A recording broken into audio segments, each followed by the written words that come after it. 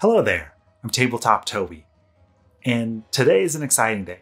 Actually, it's been a couple of exciting weeks because there are new things for two of my favorite board games. One is Return to Dark Tower. We got to do the unboxing of the new Covenant expansion for it, and I'll be doing a playthrough and getting it out here in a little bit. It's a little bit of a complicated one to film, but we'll get there.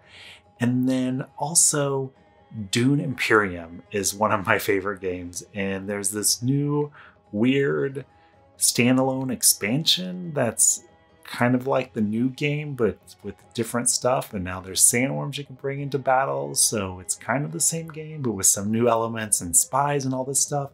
And so that is Dune Imperium Uprising. So we're gonna take a look in here, and I am just overwhelmed in these 2 weeks, but I am really excited about this one as well. It's gonna bring some new elements. You can actually use the prior expansions for Dune Imperium in this. You can also use cards from the original in this, and then the leaders from all of them in this. So it gives a lot of variety and fun and things to explore. And that's kind of what it's all about for me when I like a core game and then there's different elements. And I really think with Dune Imperium that the two expansions for that, Rise of Ix and Immortality, made the game just like primo. I like playing with both of those expansions together. It just gives a lot of different options and strategies for what's there. And so I'm excited to see the Sandworms in here and the spies, and then you can bring Immortality and Rise of Ix, and there's quests in this too. So, I mean, my gosh, I'm talking too much. We need to get in here. All right. Paxton, our safety supervisor, is on hand to make sure I do this correctly.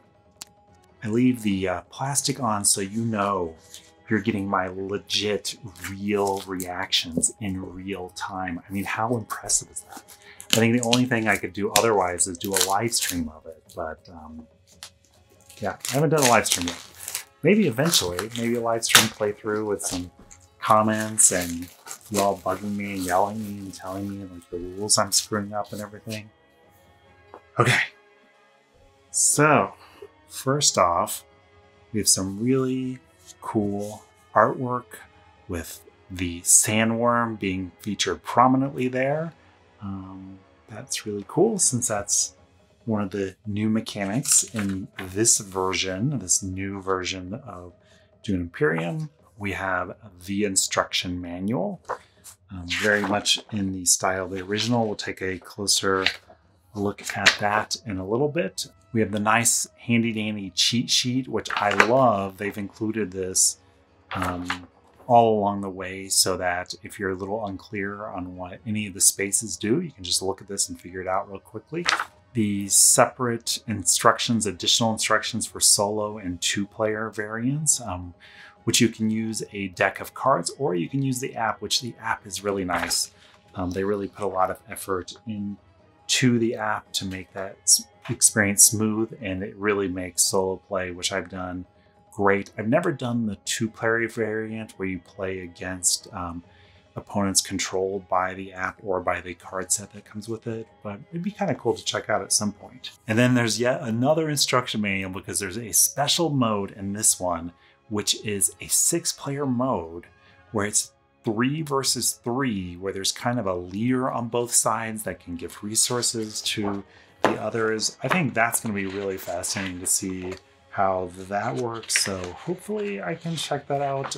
Getting 6 people who are interested in playing Dune Imperium is not impossible, but it's definitely something to figure out. So this and this, I think, are game board components when you're playing the 6-player mode specifically, if I recall correctly from the overviews. We have the punch board, so it's kind of nice. It actually has some details on there about what they are. So these are components just for the 6-player mode. And then these are quests that are just for the Rise of Ix expansion. So that's the CHOAM module where you can have quests that you have to complete to get rewards. We have kind of the traditional components here. the Sandworm hooks, and then these are all the CHOAM module quests, which are new spots. You can not play with those, and it's just, I think, Solari. But if you play with these, then you can get different rewards and mix things up, which is kind of cool, give you different objectives and focus for your efforts. We have the main gameplay board. We'll take a closer look at this on the top side, so we'll be there in a few minutes. A lot of these components will look familiar to you if you're familiar with Dune Imperium. We have the spice, we have the water, we have the Solari, the monies, we have the cubes in the 4 different colors. These are used to mark your spots in certain parts of the board and also to represent troops that you bring into battle. We have these gizmos, which I think are the spies. These are your workers for placement, and then score markers, markers for other spots on the board, like the council spot where you get additional influence to buy more cards. Ha! Sandworms, now this is kind of fun. So you have the wooden components, and you also have some minis. So you can play with either one if you really want to just do the wooden components. These kind of are more similar to the deluxe components. I don't play with the deluxe components because I feel like this game is all about the strategy and the placement, and it just, to me, it looked like it was a bit much, but I may, just for the Sandworms, because they are special and massive and crazy, maybe play with the minis just for those, but we'll see. Some additional cubes there. And then we have all of the new leaders. These are all different from the prior ones that existed. You can get them open, and we'll take a closer look at some of these funds in a little bit. And then cards, cards, cards, lots of cards, Intrigue cards. So these are probably also the combat cards. So that's what's in the box. Not a lot of organization in there built in, so we'll have to see what we do about that. But let's take a closer look at everything on the top side. Okay, so we're gonna look at these in my personal order of excitement. So if you don't like that order, you can always just go to the chapters and skip around. First, we have the Sandworms. It kind of looks like it's coming out of the sand, bursting through the sand flying around. So that's the wooden versions of the Sandworms that you can bring into battle. And then we have the minis, the Sandworm minis. Kind of a nice, simple, elegant design, twisting its way out of the sand. Mouth ready, open to attack and destroy, under control of the sleeper who has awoken. And new leaders. I'm super excited about these. The fact that you can bring these into the original game and bring them back and forth, which is my understanding at least. And I think that's really cool. It brings variety both to the original game and to this game. The fact that you can bring those over, your old familiars you're used to, but these have new tricks as well. And at least with the prior leaders that existed in Dune Imperium and those expansions, some of them really focus you on playing in a very particular way to get the maximum efficiency. So let's take a closer look at some of these and see what kind of fun we can have with them. So first off, Muad'Dib. House Atreides, of course. Unpredictable foe. Reveal turn if you have one or more Sandworms in the conflict, draw an Intrigue card. So this promotes getting Sandworms, bringing them to battle so you can get more fun tools to use. And a very simple draw an extra card for the Signet Ring ability. And all of these have this lovely little player aid on the back, which is super nice. Easy access in case you want to just make sure you're doing things the right way. And I'm going to love trying to pronounce some of these names. Fade Ralpha Harkonnen, that's what I'm going with. House Harkonnen, of course. And oh, there is a lot of devious strength. So reveal turn. If you recall a spy, you get 2 extra warriors. So that's interesting. It's kind of a way to bring extra troops in to kind of turn the tide of a battle that you want to. So that's pretty interesting. So it's some kind of chiller. So personal training, move your fade token 1 space to the right on your training track, earning the reward on the new piece. Oh, it's almost like a upgrading thing. So you start, you have a marker you put here, If you go here, you can spend 1 Solari to trash a card, which is great because it's hard to trash cards in the game. You upgrade again, you get to trash another one, trash another one. This is, it looks like you earn a spy, earn spice, but you have to choose between these 2 sections. So that's fascinating, kind of leveling up. That's a totally different mechanic for this game. The Margot Fenring, House Fenring. Loyalty, when you reach 2 Bene Gesserit influence, gain 2 spice. So that's interesting. It's not, doesn't seem amazing, but let's see, maybe the signet ring. So you can place a spy on a blue spot. So that's kind of cool. It allows you to place some of the spies. Lady Amber Matuli, House Matuli. Reveal turn, you may retreat 1 of your troops. So that's good if you think you're going to lose or if you think you maybe overspent.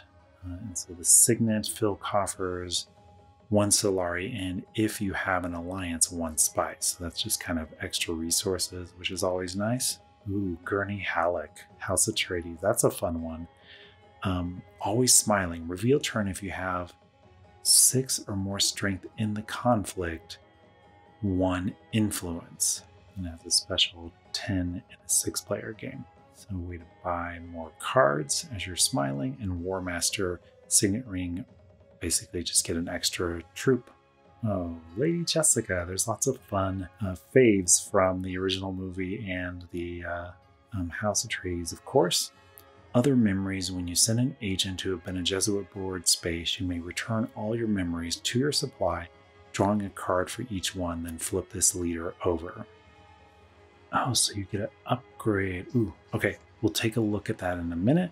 Spice Agony is the signet ring. Spend 1 spice to gain an intrigue card and move a troop from your supply to the Bene Gesserit area of the board. It is now a memory. So that's how you earn memories to draw the additional cards, and then flip this leader over so she becomes Reverend Mother Jessica. That's really cool.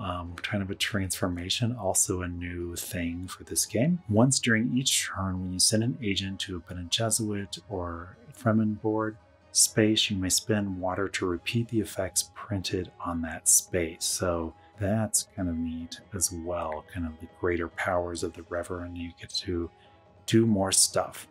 And then Water of Life, spend a spice to gain water. We have Princess Arulin, House Carino, Imperial Birthright. When you reach 2 influence with the Emperor, gain 1 intrigue card. So it's kind of a one and done. I guess could be helpful. Chronicles Insight. You may choose acquire a card that costs 1 influence to your hand, or trash a card from your hand. If it has a cost of 1 influence or more, gain 2 spice. So interesting, the ability to kind of trash and get spice from that as well if you're doing a more expensive card. So that's kind of different. Staben Tuic. Limited allies. You start the game without diplomacy in your deck. Smuggle spice. Whenever another player sends an agent to a maker board space you are spying on, earn a spice. So wow, you just kind of throw down a spy and earn spice by other people doing that. Maybe you can focus on other things. So different way of playing. Unseen Network. So that's place a spy. If placed on, so green spot, you can spend 1 spice to earn 3 Solari. And if one of these, spend 2 spice to earn an intrigue card. So kind of different ways to get Solari or intrigue. And the last one, Shaddam Carino IV, House Carino. So Sardaukar Commander, set aside both Sardaukar contracts. Only you can acquire them during the game. Oh, and this is the leader. This symbol means it can only be played with the CHOAM module, which is the module I mentioned that they're basically extra quest contracts that you can complete for different rewards. And then Signet, Emperor of the Known Universe. Units can't be deployed to the conflict this turn. 1 Solari and a troop, or spend 3 Solari to gain influence. So you can forego sending troops to the conflict, but then you get these rewards. So that might be good if you weren't planning on joining the fight anyway, but you could focus on the influence tracks and Solari. So gives you different strategic options there. maybe wanting you to focus less on battle. And those are all of our new leader friends. I'm really excited to try several, if not all of those, because I like how they make you play the game differently and figure out how to use them best. So really fun. All right, and of course, the board. I'm super excited to dive into this. Now, what's interesting is, and something different with this, first off, I have to note, I think this may be a thicker game board than the original, which is kind of nice. It feels more substantial to me. I've played Dune Imperium enough that I feel like I recognize it. So I'll have to verify that later, but I'm loving that. It's also a two-sided board. So this is the regular 1 to 4 player side. If you're playing the special 6 player 3 versus 3, then there's a different board with different combat mechanics kind of set up there. And I'm not sure if some of the board spaces change. We're not going to explore that right now. Yeah, let's take a closer look at some of this. So there's a lot familiar about this board, and there's some fun twists and different things as well. So the victory track is the same. Looks like the combat track is the same, although maybe they give you a little bit more room there. See the spaces for the sandworm hooks that you have to earn before you can bring sandworms into battle. And then here you see there's the spy space that you can use to have your spy there that you can then jump in there even if someone else is there, I believe. And it's also interesting because this takes 3 water now, but now you're getting 4 spice, or you get to bring in sandworms into battle. And then here you have spaces share the same spy space, so that's interesting. You could go to either of one of those with your spy. Here you can earn the sandworm hook, but only if you already have 2 influence with the Fremen, which makes sense because they're the ones that know how to control the sandworms. And then here you have that destroy the shield wall. The shield wall is that new mechanic, so it starts out here, and when that is there, any battle that occurs in these 3 spots, based on the conflict cards that go in their usual space, no sandworms can enter until this is destroyed. So this spot is how you would do that. So you can earn your sandworm hook, a troop, and a water, or you can take a water and destroy that. It goes away, and then now the sandworms can go into battle there. See, the research station has changed, so now there's troops and only 2 cards instead of 3. Another shared spy space there. Well, this is interesting. Here on the main part of the board is the ability to switch spice into Solari. So that's a little different. You know, the standard 1 troop, 1 card. This looks like a fairly standard harvesting spot that existed before. 1 spice and then any from the maker phase. And then here is kind of the intermediary one that takes only 1 water, so you can get 2 spice, or you can bring 1 sandworm and then the maker space as well. So there's some different functionality with these harvest spaces now, which is kind of cool with the ability to bring sandworms into battle, because you still have to place on those spaces to do that. And then maybe having a spy in one of those sitting there can allow you to bring a sandworm into battle. You can have a spy sitting there and then bring the sandworm in when it matters to you that you want to win. Because sandworms, I understand, from battles also double your rewards, so choosing when to bring them in is important. Different alliance spots, see what's different there. Just at least off the top of my head, so you can bring warriors into combat, draw a card. Spy there. Oh, you get to trash a card through a Fremen spot, so that is new. Gain a troop. So before, the trash card was with the Bene Gesserit, but now that is draw a card and place a spy. So it's more espionage and secrets, which looks like it's the same. The Hayliner is different because you don't earn water anymore. And this is just a straight water. There's not a fold space anymore, so I think you have to really manage your cards probably more in terms of making sure you buy cards that take you to the spots you want to get to. And then here, if you're playing with the CHOAM module, then you get to take a contract, but if you are not, and the contracts go there, and you fill them once they've been taken. But if you're not playing with the CHOAM module, then it's just a straight 2 Solari. And there, an Intrigue card and some troops. Let's see here. So the High Council spot. Oh, this is interesting. So you can still get a permanent High Council spot, which gives you 2 ongoing influence on all turns. But you can actually place there again and then get 2 spies, an Intrigue card, and 3 troops. So it's a different way to get troops, a different way to get Intrigue cards, and it makes that space more than a one-shot deal, which is what it was before. So the Swordmaster earning your additional agent. So this is new. I had to look this up. So it's 8 Solari, like I think that's what it was before, but only 6 if someone else has the Swordmaster already. So it's going to be more expensive for the first one and then easier after that. So I wonder if they felt that it was overpowered to get your Swordmaster. And then people would sometimes have games where they didn't have their Swordmaster. I actually had a game recently where that happened, where at least one person didn't have it because they were focused on other strategies. So that's interesting. So there's no Mentat space now, but you have to have 2 Emperor influence to even be able to place here. And you can trash an Intrigue card to gain another one. You get to recall an agent and draw a card. So it's still a pretty powerful spot, which is different, not just getting the Mentat and an extra move, but some additional stuff as well. And it does have a spy spot, so maybe multiple people could use that spot in the same turn. That definitely mixes things up. And I think it releases the stronghold that existed on the Mentat spot. Often people would just go for that on their first turn if they were first, just to have that extra move.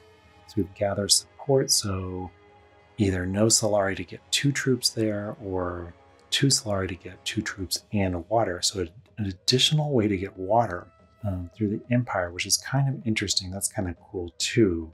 So you can get water there, you can get water through the Spacing Guild, or you can get water through the Fremen. So bottom one, accept a contract. So you get to take a contract and draw a card. And the top one, oh, this is interesting. With 2 influence and the Spacing Guild, with 3 spice, you get 5 Solari and you get to just buy influence. So you're basically giving the Spacing Guild spice, and then you get to get influence somewhere with their magical power. So it's definitely different than the shipping track in the Rise of Ix expansion.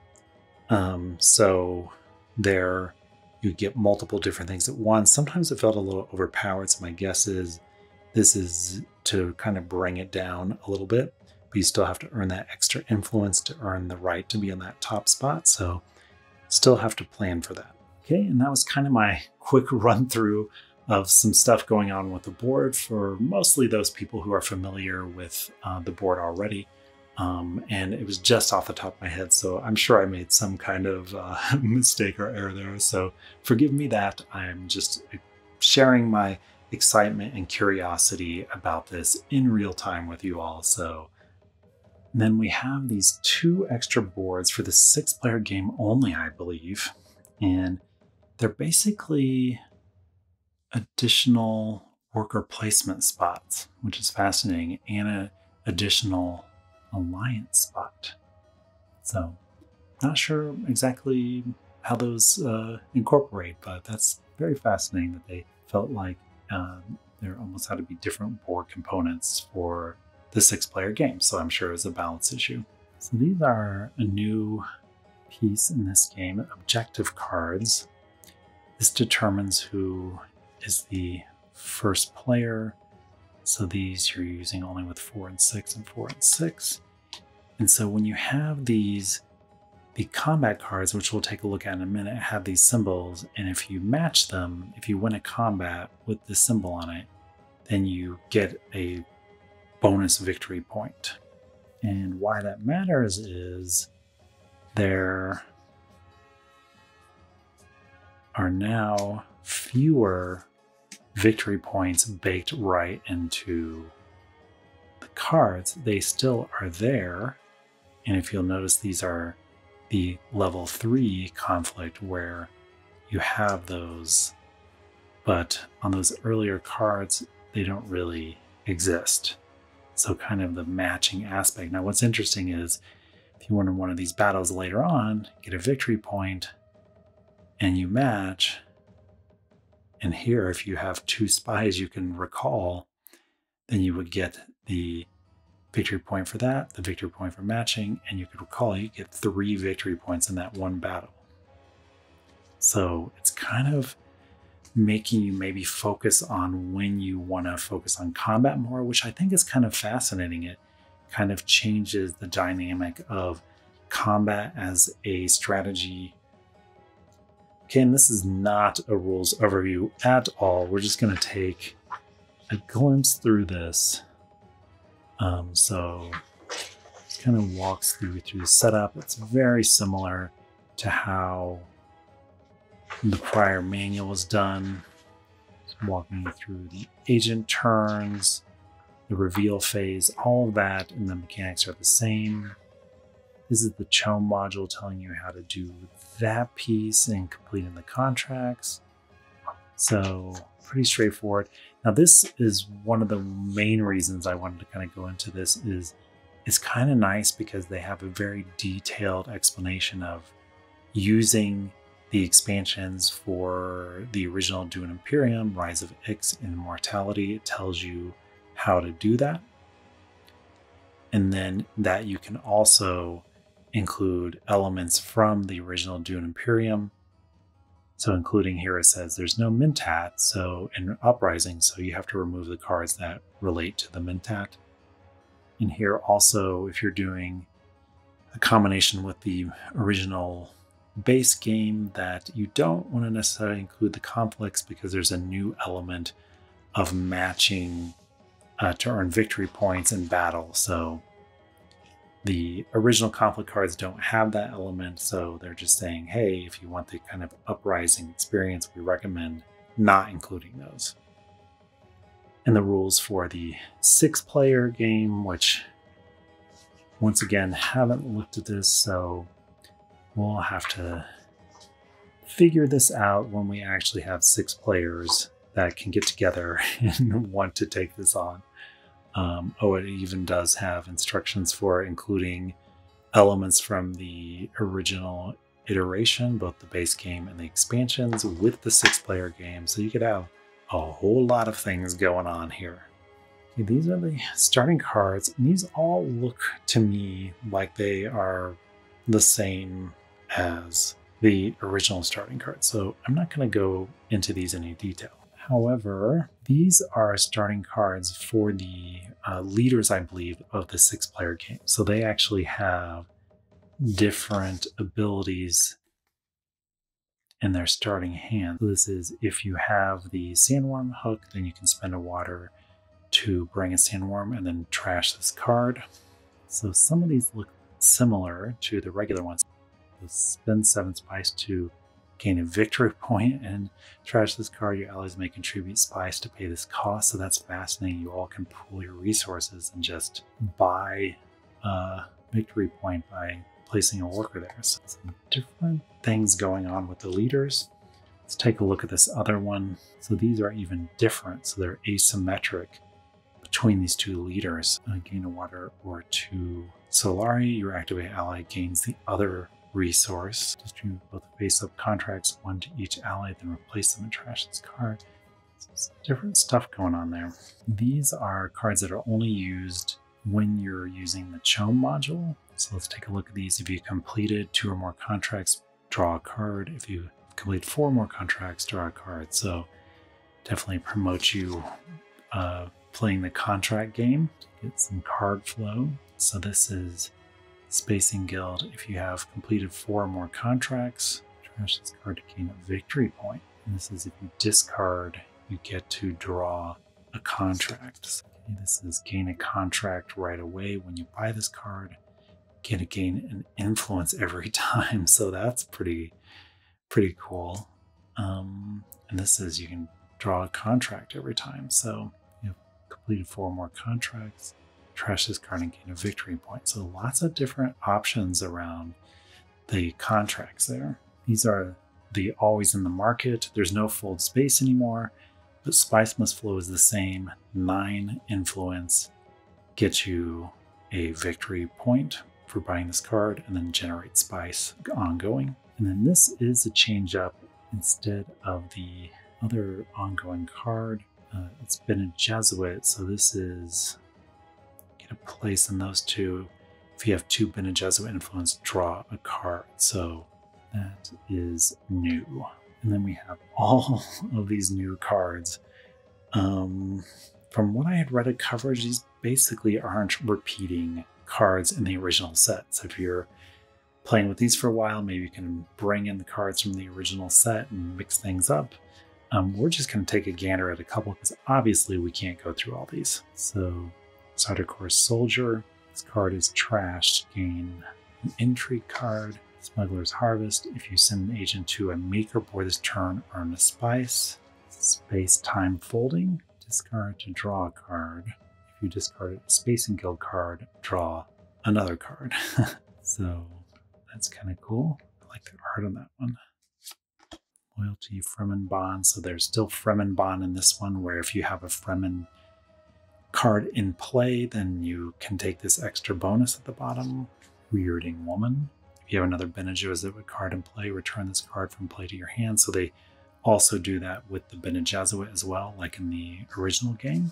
Fremen trash a card. It looks like there's more different kinds of places where you can trash a card. Lots of placement options there, but only 1 influence, but allows you to kind of get around maybe more better. Captured Mentat. Oh, here's the Mentat. We found why the Mentat is gone. That's sad, but kind of funny.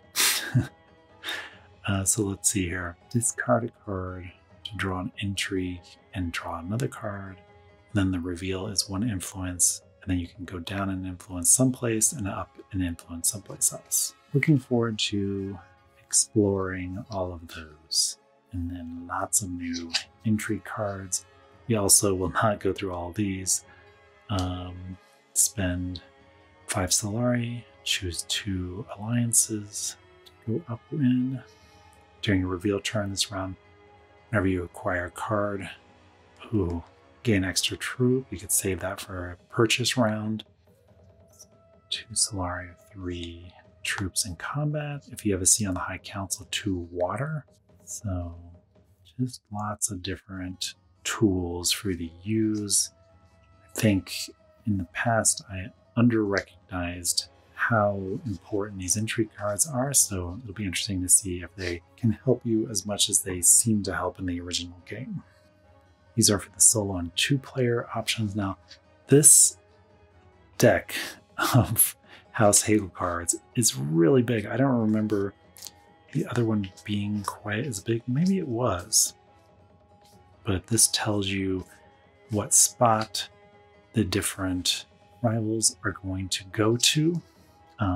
Once again, I kind of prefer the app, even though generally I'm in favor of physical components. And then these have specific things that the specific rivals do when you play with them. So maybe this gives priorities or something, maybe a little bit more nuanced kind of vibe with them. Okay, and we have 2 punch boards here. So all of the ones in this top section are just for the 6-player game.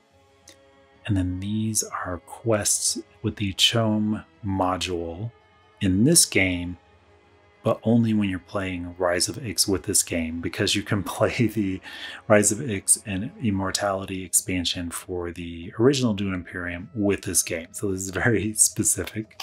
Of course, nice quality punches there, no hanging anything, so nice quality cardboard. And we have another punch board.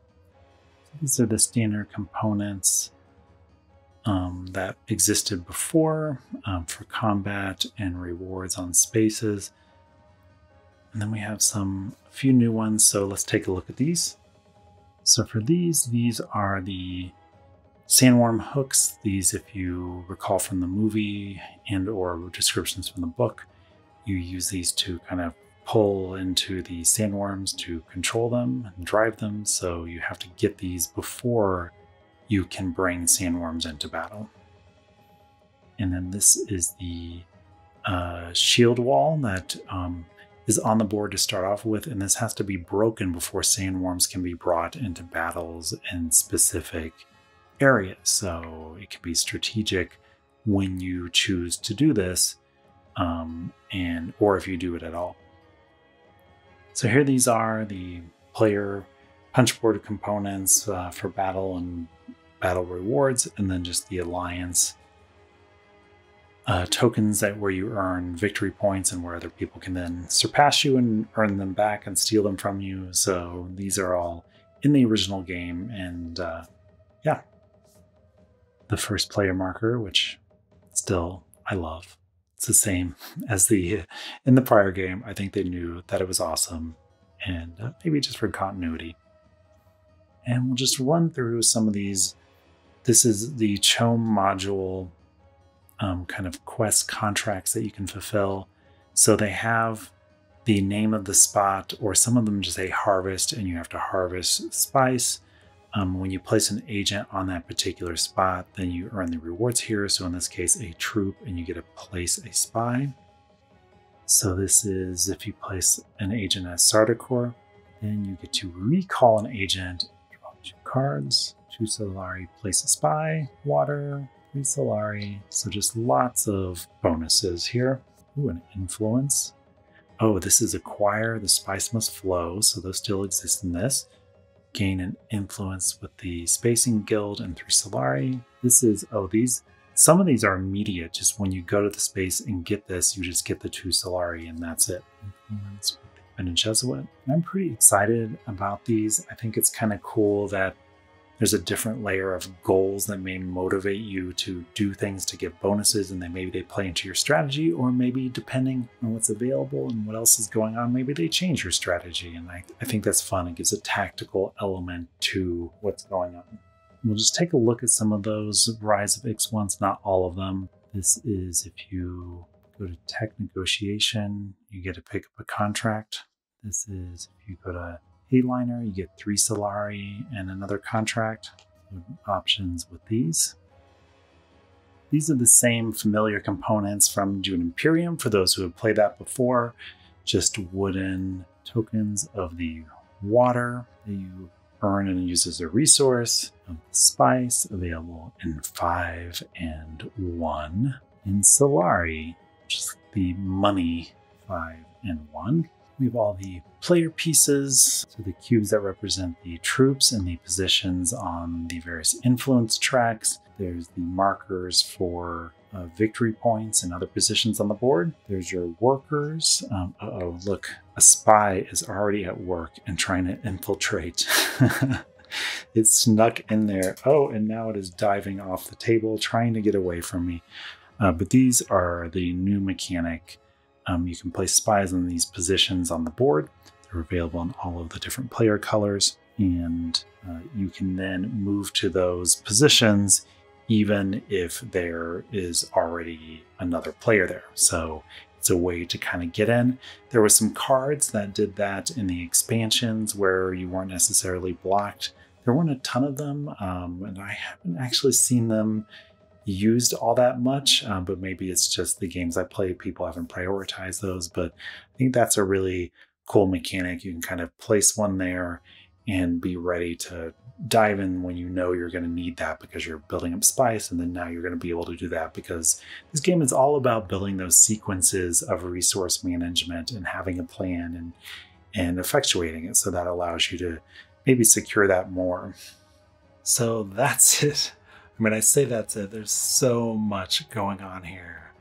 There's the sandworms you can bring in battle. Look at this pile of contracts that you can get that create different objectives, different bonuses you can get for completing different actions.